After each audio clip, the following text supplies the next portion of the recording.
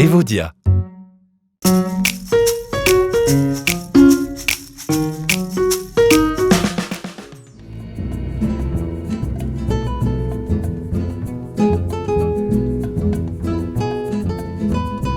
Le jardin partagé est né déjà d'une volonté d'habitants, d'habitants du territoire, qui habitaient avant dans des petites maisons autour de Contrexéville et qui, suite à des séparations, peut se retrouver dans l'habitat collectif, avec pas la possibilité de jardiner.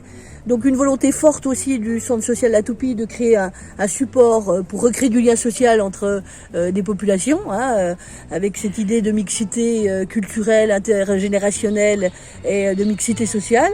Donc ce support a été souhaité politiquement, j'ai envie de dire, à la fois par la commune de Contrexéville qui nous a soutenus dès le démarrage pour la mise en œuvre, Vaugelis qui nous a mis à disposition cet espace, jardin, plus de 1000 mètres carrés, donc c'était un beau projet.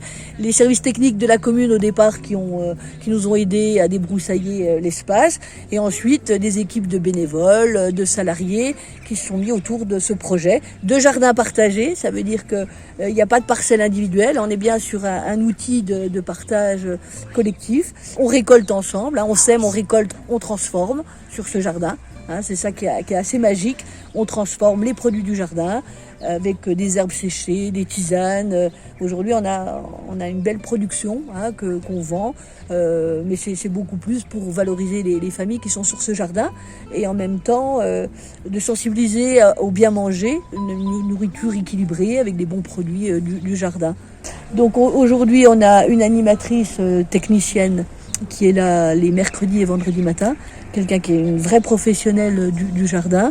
Et en même temps, moi je mets à disposition l'éducatrice, référente éducative du centre social, pour aussi tout ce qui a trait à l'accompagnement des publics.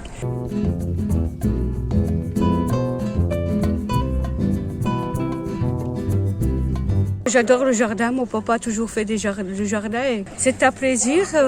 On est dehors, on discute avec d'autres gens, puis ça fait du bien. Donc on partage, soit des carottes, on a eu tout cette année, carottes, on a eu pommes de terre, choux, les poireaux, les tomates. Donc on a eu tout quand même cette année, franchement on a eu un beau jardin.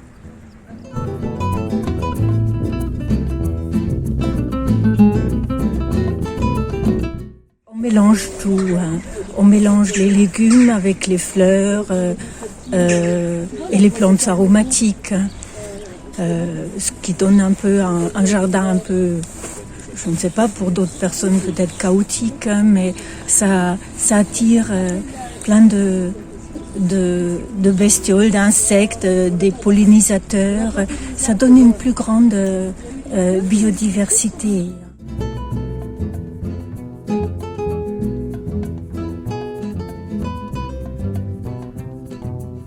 Le compostage, il est né en même temps, c'est-à-dire qu'on ne pouvait pas imaginer qu'on fasse un jardin bio sans ce compostage autour.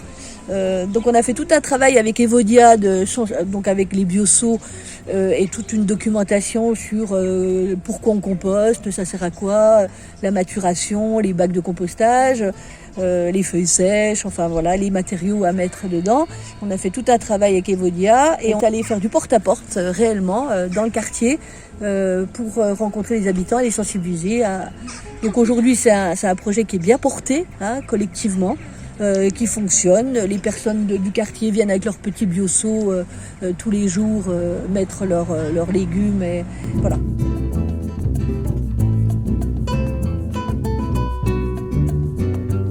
Alors notre rôle c'est principalement d'informer les gens, de les sensibiliser à quoi sert le compost et comment on s'en occupe, comment on tourne un peu les choses, comment ça fonctionne.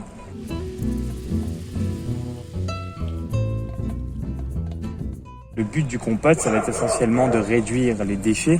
Et puis nous, puisqu'on a un jardin autour, nous justement, le compost nous sert à alimenter un peu notre jardin.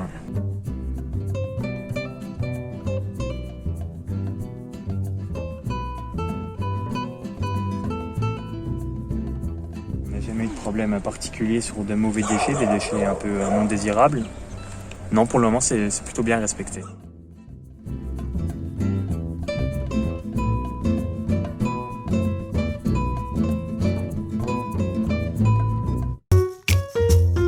Evodia.